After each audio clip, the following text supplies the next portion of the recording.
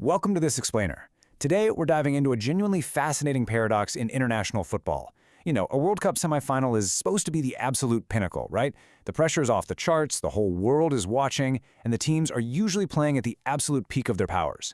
But instead, we're looking at a team that has marched all the way to this massive stage, secured a crucial win, and somehow left analysts, critics, and honestly, even their own fans totally uninspired. People are nervous, and they're asking some really serious questions about the team's actual ability. We are, of course, talking about England's recent 2-1 win over Norway. It was a game that literally had a bit of everything. Moments of absolute individual brilliance, bizarre, and I mean bizarre, cascading referee controversies, deep tactical confusion, and just this massive, glaring gap between expectations and reality. Okay, let's dive into this, because this quote right here, it perfectly captures the brutal pundit assessment that's echoing through the sports world right now.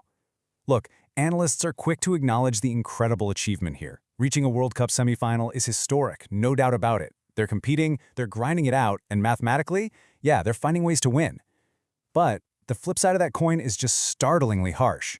Based on the actual 90 minutes of football we saw on the pitch, England just isn't playing well. They're struggling heavily on the ball, they look completely lost in transition, and they're squeezing out results in a way that just feels incredibly fragile.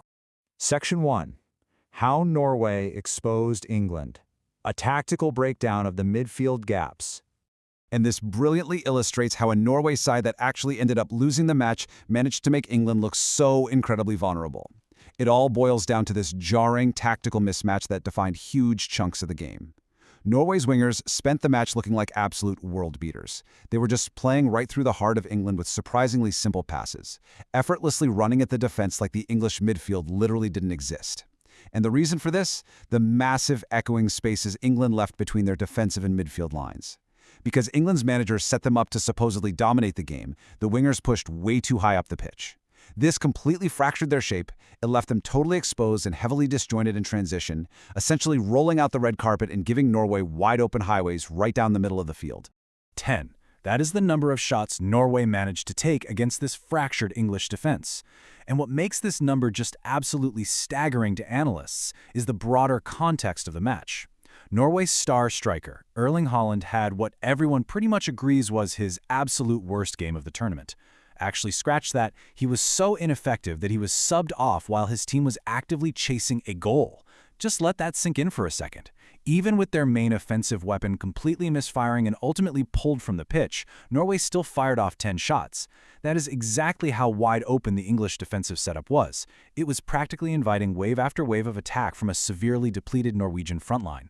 Now, during the stretches when the game was tied at 0-0, analysts really noticed that England looked incredibly average. They were playing as if they had the shackles on, and this sluggishness was super frustrating for observers, mainly because manager Thomas Tuchel had specifically promised this brand of front-footed, dominant, aggressive football heading into the match. But instead, what we actually got was a lethargic team that couldn't control the tempo or dictate the play whatsoever. The promised structure, it simply wasn't working. Passes were misplaced, runs were mistimed, and it just became increasingly obvious that England was going to have to rely on something else entirely if they wanted to survive the night. Section 2. Jude Bellingham to the rescue, the catalyst who carried the team. So, when the tactical cohesion completely failed, England's survival really came down to a total reliance on sheer individual brilliance.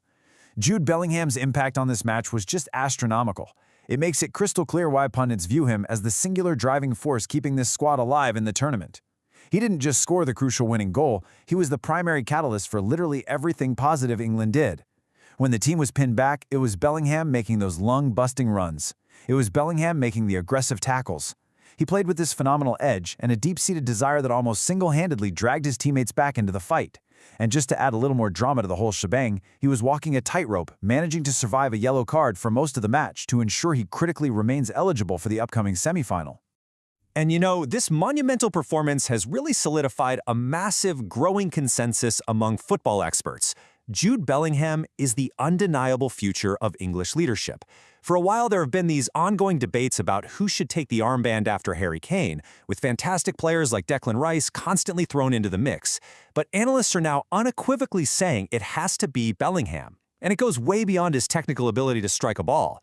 It's his fierce mentality. It's his willingness to demand the ball and take those wild risks, exactly when the rest of the team is practically paralyzed by fear and playing perfectly average football. Now, while Bellingham was obviously the engine, he wasn't the only one to find the score sheet. England actually managed to get ahead thanks to a truly spectacular 47-yard strike from Morgan Rogers. But even this highlight reel moment comes with a massive caveat from the analysts tracking the game's flow. You see, the goal was largely made possible by a devastating error from Norway's goalkeeper.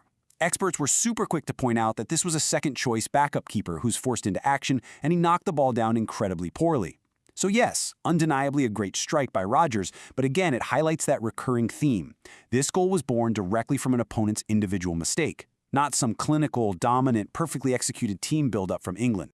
Section 3. VAR and Refereeing Controversies. Tech Confusion and Debated Calls.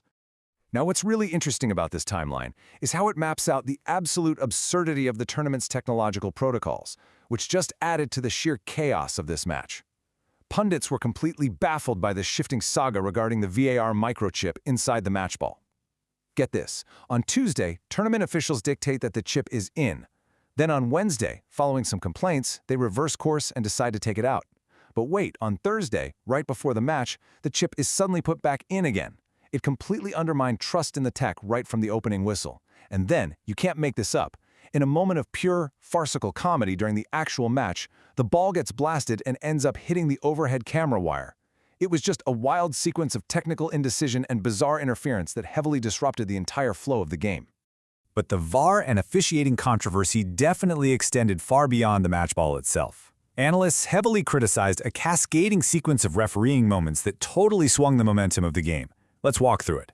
Step 1. Norway fights through the English defense and has a potential goal disallowed by officials on a heavily debated call. Step 2. Almost immediately after that, analysts point out an alleged flop by an English player that goes completely unpunished by the referee. This directly leads to a massive advantage and, eventually, a goal for England. Pundits definitely noted that England benefited wildly from these fortunate bounces and officiating decisions, creating a deep, deep sense of frustration regarding the overall fairness of the outcome. Which naturally leads to this major question posed by frustrated analysts across the sport: has the refereeing threshold fundamentally shifted mid-tournament? Because at the start of the competition, officials set a really high physical bar for fouls. They were letting players clash and just play real football. But in this match, that threshold appeared entirely abandoned. It seemingly rewarded flopping and gamesmanship over actual physical play. It's become a massive point of contention regarding exactly how the remaining matches of this World Cup are going to be officiated. Section 4. Can England actually win? Looking ahead to Spain or France? Let's move to the tactics and see how this builds going forward, because with an ugly win secured through a mix of individual brilliance, opponent errors, and some controversial officiating, we really have to look at the monumental task ahead. If England faces a team like Spain or France, the tactical contrast is just incredibly stark. Spain and France rely heavily on high possession, elite attacking structures, and seamless team cohesion to absolutely dominate the ball. England, well, based on everything we've just seen, they'll likely be forced into a deep defensive shape.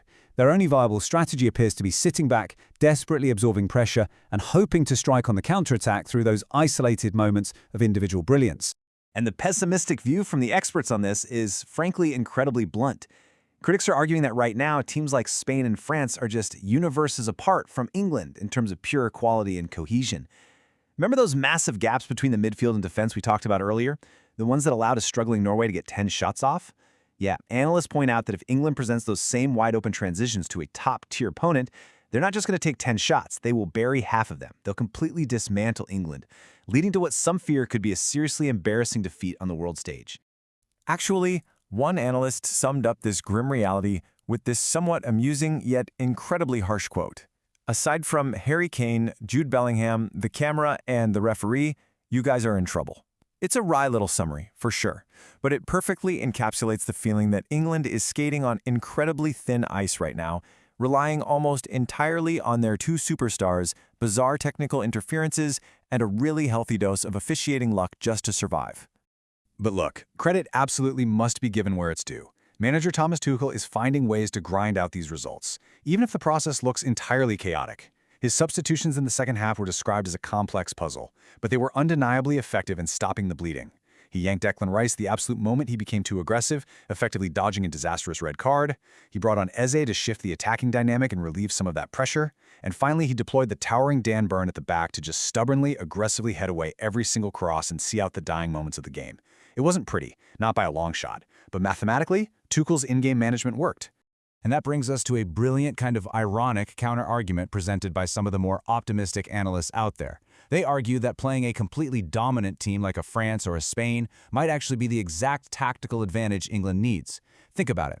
Because England has struggled so miserably when trying to dominate the ball and proactively break teams down, playing a superior opponent means they won't be pressured to control possession at all. By happily accepting a deep defensive shape, surrendering the ball, and just hitting on the counterattack, England could effectively hide their massive midfield flaws and put all the pressure right back on the opposition. So, the crucial point we are left with is this. England has definitively proven they don't need to play beautiful football to advance. They have the generational superstars, they have the gritty determination, and they've certainly benefited from the luck of the whistle. But as they prepare to face the absolute best teams on the planet, we really have to ask, can isolated moments of individual brilliance, a deeply chaotic tactical setup, and a few fortunate bounces actually carry a team all the way to a World Cup trophy? Well, we'll find out very soon. Thanks for joining me on this explainer, and keep your eyes on the pitch.